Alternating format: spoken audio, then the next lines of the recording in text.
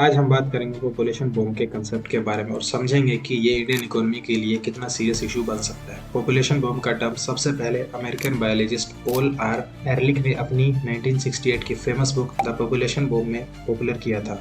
इसका सिंपल मतलब है कि जब किसी देश की पॉपुलेशन इतनी तेजी से बढ़ने लगे कि रिसोर्सेज, जॉब्स, इंफ्रास्ट्रक्चर और गवर्नमेंट सर्विसेज उस ग्रोथ को हैंडल ना कर सके, तब इकोनॉमिक और सोशल प्रेशर एक्सप्लोसिव लेवल पर पहुंच सकता है। यानी प्रॉब्लम सिर्फ ज्यादा लोग नहीं बल्कि उनको सपोर्ट करने की कैपेसिटी का इशू होता है।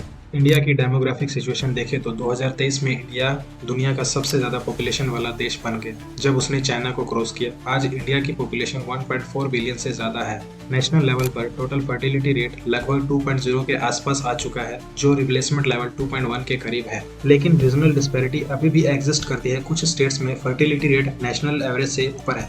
हर साल लगभग 1.2 से 1.5 करोड़ लोग लेबर फोर्स में एंटर करते हैं। अगर इकोनॉमी इतनी स्पीड से क्वालिटी जॉब्स क्रिएट ना करे तो अनएम्प्लॉयमेंट और अंडर एम्प्लॉयमेंट बढ़ने लगता है, जो लॉन्ग टर्म ग्रोथ के लिए रिस्की है।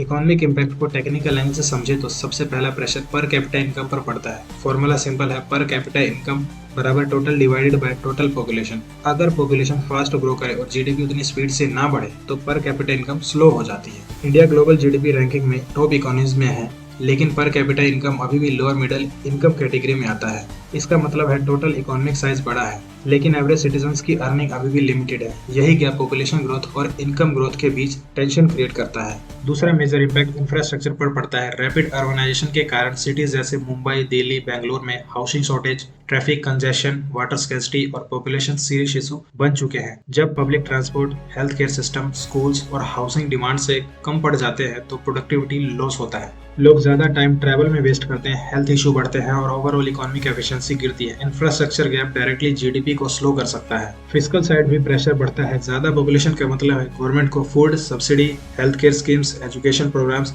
और सोशल वेलफेयर पर ज्यादा खर्च करना पड़ता है। अगर डिपेंडेंसी रेशो हाई हो जाए, यानी वर्किंग पॉपुलेशन के मुकाबले डिपेंडेंट लोग ज्यादा हो जाए, तो टैक्स रेवेन्यू कम और एक्सपेंडिचर ज्यादा होता है। इससे फिस्कल डेफिसिट पर प्रेशर आता है। साथ ही एनवायरमेंटल डिग्रेडेशन भी एक हिडन इकोनॉमिक कॉस्ट है, क्योंकि इंडिया के पास सिर्फ लगभग 2.4% ग्लोबल लैंड एरिया है, लेकिन 17% से ज्यादा वर्ल्ड पॉपुलेशन यहाँ रहती है। Ground water depletion, air population और लैंड फ्रेगमेंटेशन प्रोडक्टिविटी को डायरेक्टली अफेक्ट करते हैं। लेकिन पिक्चर का दूसरा साइड भी है। इंडिया का मीडियन एज लगभग 28 साल है, जो डेवलप कंट्री जैसे जापान से काफी कम है। ये डेमोग्राफिक डिविडेंड का सिग्नल है।